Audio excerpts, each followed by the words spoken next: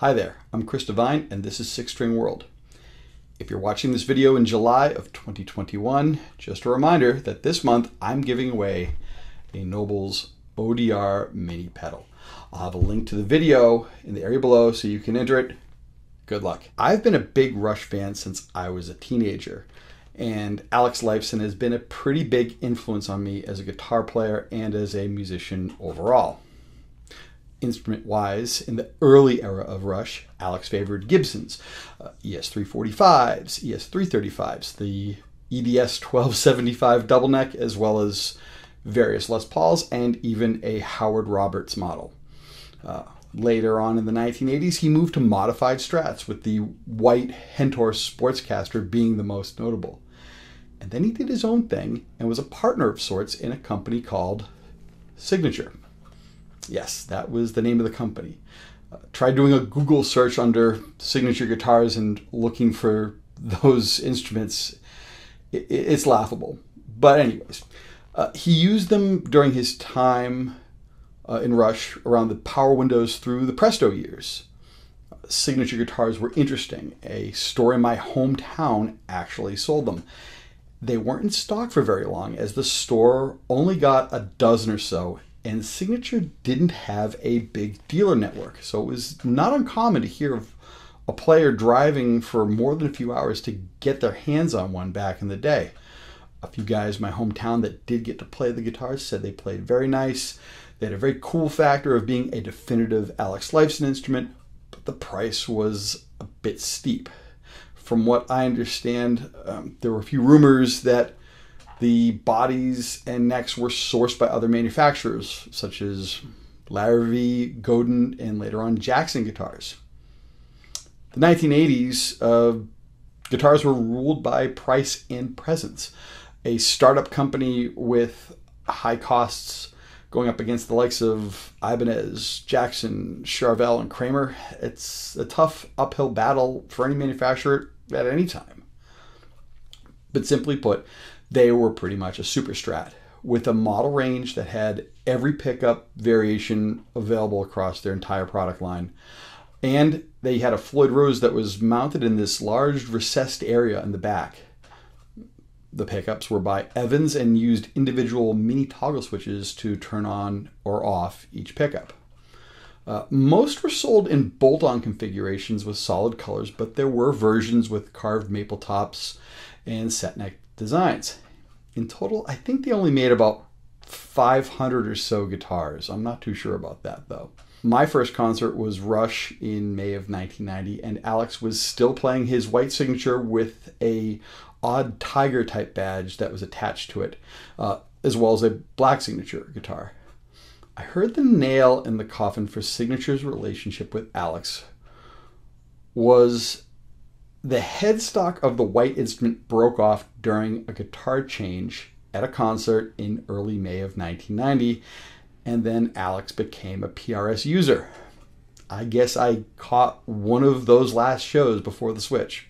From then on until about Snakes and Arrows, PRS guitars were the most notable guitars he used. I've seen him use EGs, CEs, single cuts, McCartys, and all the while, well, he still sounded like Alex Lifeson. There was still a strong Gibson presence, and that increased from the Vapor Trails album until the band ended in 2015. I personally didn't get my PRS because of Alex Lifeson. In fact, my favorite guitar era of Alex Lifeson is the Hentor, Grace Under Pressure, and the Signature Hold Your Fire and Presto time of things.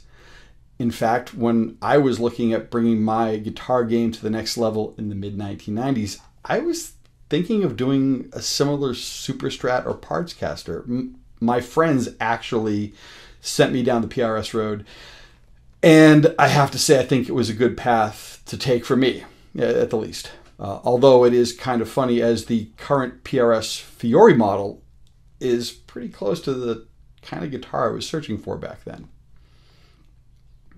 Considering that Alex played PRS at a time when Gibson's reputation on quality was not that consistent, it seemed like a perfect time for a collaboration. Now, Gibson has new management, and the overall quality and presence of Gibson is light years away from where it was in the recent past. So there's no Gibson hate on my side of the fence, just to be clear. But PRS did release 2 acoustic Alex Lifeson signature guitars. One was a USA private stock model, and then a more affordable SE version, which had a thinner body and was more designed as a live instrument and meant to be plugged into the PA system. I did get to play one of these, and it did sound a little bit brighter than the deeper bodied versions, but it made sense considering Alex's needs of putting a guitar on a stand and playing live. But I personally ended up with my full-sized PRS SE AX20E, and I'm quite happy with that one. But I am still a bit surprised that PRS never did an electric signature model with Alex, especially when he came on board. He was mostly a single coil player and probably could have helped PRS dig even deeper into their underappreciated and somewhat overlooked EG models. In fact, here are a couple of images of Alex in the Roll the Bones era with a PRS outfitted with some of the Evans signature active single coil pickups, and it's certainly a unique variant. As I mentioned, it was a bit of a transition from his PRS guitars back to his Gibson roots, with some limited edition custom shop models of his ES345, as well as the double neck, and some Epiphone, as well as Gibson semi-hollow ES meets Les Paul versions.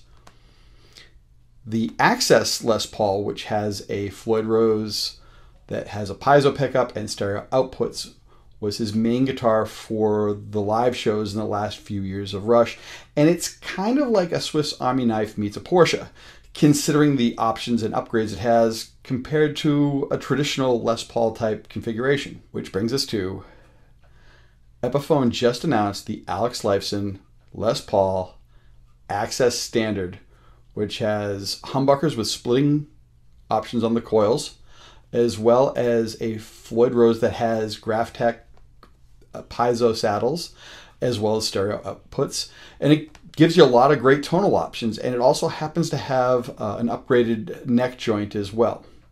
But simply put, it's an Epiphone version of the Gibson model. Rush fans are notably sticklers for esoteric and nuanced details, so in no way is this video to be considered a definitive resource of Alex's guitars. There are tons of better repositories of this info out there, and I'm just painting in the really broad strokes. And the reason I went down this Alex Lifeson guitar rabbit hole is I've been exploring the options of a piezo-equipped electric and going between the idea of outfitting one of my guitars with a piezo system. Now that can get pricey, especially when you add up the cost of the parts and labor and possibly not wanting to irreversibly alter a beloved instrument. I've thought of getting the PRS SE hollow body piezo, which is an option I'm not against, and I'm dabbling with the idea of one of Fender's Acoustasonics, but the prices for those instruments are still a little steep for my tastes. So this Alex Lifeson Epiphone signature version comes in at $899, and that's not a bad deal comparing it against the other options I'm considering. Now, I'm not much for having a signature guitar. I like to think of the guitar as a blank canvas, and having a name attached to it sometimes colors things mentally, if not sonically. But if my first signature guitar in my collection is an Alex Lifeson model, it doesn't seem like a bad place to start. So I'm toying with that idea for something in the future. So that's what brought me through this. So how about you guys? Are you Rush fans or Alex Lifeson fans? Any particular era of Rush? Any particular guitar you loved hearing Alex play? How about your thoughts on signature guitars, if you remember the brand Signature? And how about your thoughts on the concept of signature guitars as we more commonly know them? Let me know in the comment section below. If you like this channel, please hit subscribe, and the bell icon will let you know when I put up a new video. And if you like this video, click the thumbs up button. And if you want to share this, there's a button for that as well, and that'd be great. Anyways, thanks for watching, and I'll see you soon. Take care.